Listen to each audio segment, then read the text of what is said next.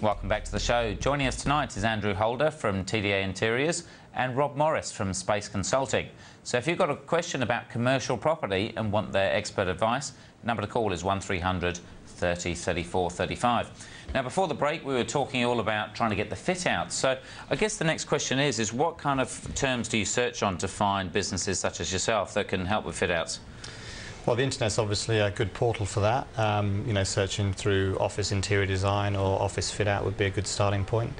But it's a very well connected industry, so you'll probably find is if you're gaining property advice through an agent like Rob or talking to any real estate advisor, everyone talks to each other in our industry, so some good referrals could be made. And how do you find the differences between the various companies? Obviously, if you haven't been down that path before, it's a bit like choosing a builder. Yeah. You think you're going to be shocked by all of them. How do you find the good ones from the bad ones? Well, I mean, there are a number of different people you can go to, as we mentioned earlier. There are design-only companies, there are project management-only companies, and there are companies that combine both functions into one. And again, it depends really on the scale of the project. If it's, you know, as I said earlier, if it's under 3,000 square metres, 300 people in an office, then typically a company that can find the right design partner and construction manage the project for you would be a good solution. So certainly if you're a beginner out there, then maybe a one-stop shop that can look after the whole lot's probably not a bad idea. Certainly for small to medium-sized businesses, that's a good solution. Otherwise, you're stooped in fees from lots of different parties. Yeah. And is it the kind of thing that you can go out to tender as well and go off to 5 companies and say, look, this is what I'm trying to do, and they all pitch for your business? Yeah, you've got to make sure that the brief that you're giving those companies is the same, so you're getting the same sort of response from them. But that is one solution. The preference, though, really is that, I mean, the tendered route is, you know, it's quite, they call it hard dollar tendering because it is hard. It's hard for the client and it's hard for the builder as well. So the preference is that you get involved earlier with somebody, gain consultative advice, gain trust with somebody, so you feel like you're getting a good solution. Yeah. And with typically a lot of the advisors, are they charging on a project basis or by the hour? Are there any better ways of trying to control costs? Well, the tendered route certainly gives you I guess the market value of what's going on in the marketplace in terms of tendering is going out to the market and finding the cheapest price. So that gives you the sort of strongest indicator. But hidden beneath that, you might be dealing with a contractor that doesn't have any money in their bank and that might go bust on you. So you've got to consider those sort of factors as well. Yeah, sure. Okay, coming back to the lease, then when you've done all these fit-outs, what actually happens at the end? Do you have to deconstruct everything, or can you say, look, can I leave it all there because the next tenant will be easier to let it all out again? Yeah, look, I mean, the landlords have got you there as well, I have to say, but again, there are strategies to use. The standard lease will have a make-good provision, so whatever fit-out is generally there, the landlord will try and get the tenant to take all of that fit-out out at the end of the lease, make good the premises, which is something that Andrew's company would do, and actually leave the space ready for a new tenant to come in. What happens in reality is that make good process is very often a negotiation. It's down to how well the make good clause has been structured in the lease. Some are very good, some aren't very good, and it's also down to the landlord you're dealing with. He may be quite happy for you to negotiate a cash settlement, which is often a lot less stressful. It's a lot easier for all sides to do, where both sides get an estimate of the works, and then you agree on a sum of money.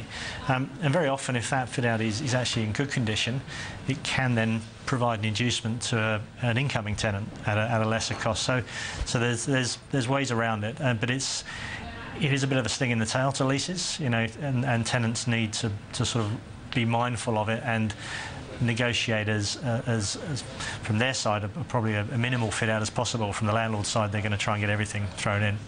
And when landlords are actually signing up leases, how much investigation do they do on their prospective tenant? Like, obviously a lot of small businesses are $2 companies. Yeah. Can they walk away, or are there generally always personal guarantees? Because especially if the fit-out removal is going to be, say, 100 grand or 50 grand or whatever the number is, yeah, I'm sure they want some kind of guarantee, don't they?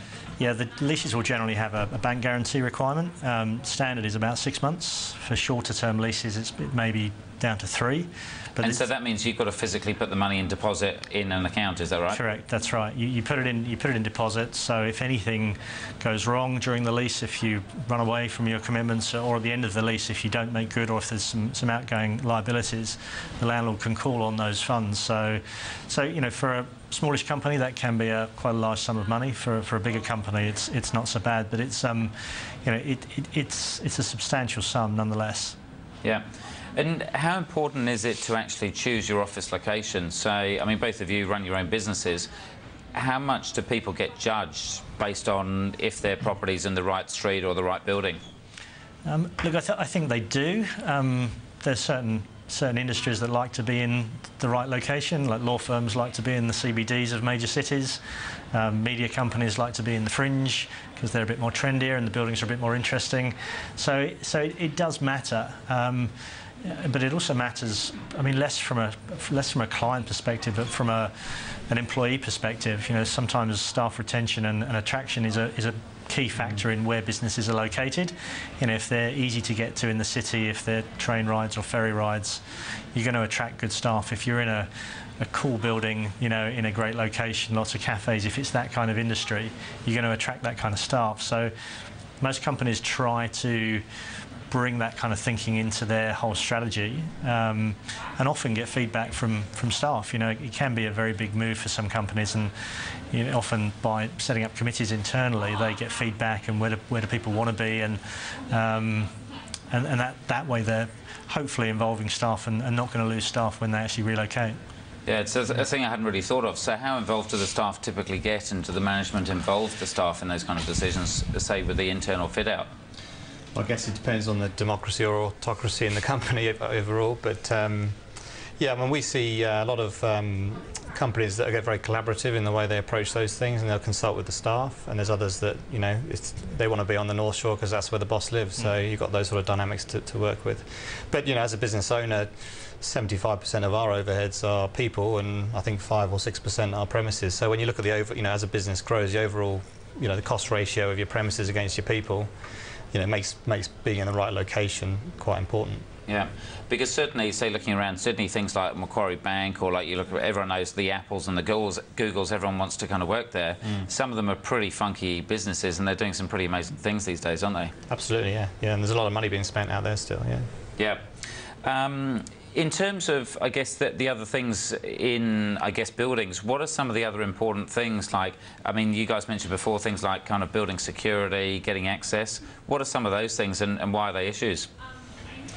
Well, I mean, within the lease terms, there'll be the security issues on the building would be presented to the tenant. So, you know, they'd typically be, you know, the building gets closed at 6 o'clock, the lifts get locked off, the air conditioning gets shut off. So, you know, if you've got a comms room, as an example, or a server room that's mission critical and it's linked to Europe or whatever, and the air conditioning's being switched off, you'd want to know about that, and you'd want to deal with that as part of your contingency plan with your fit out.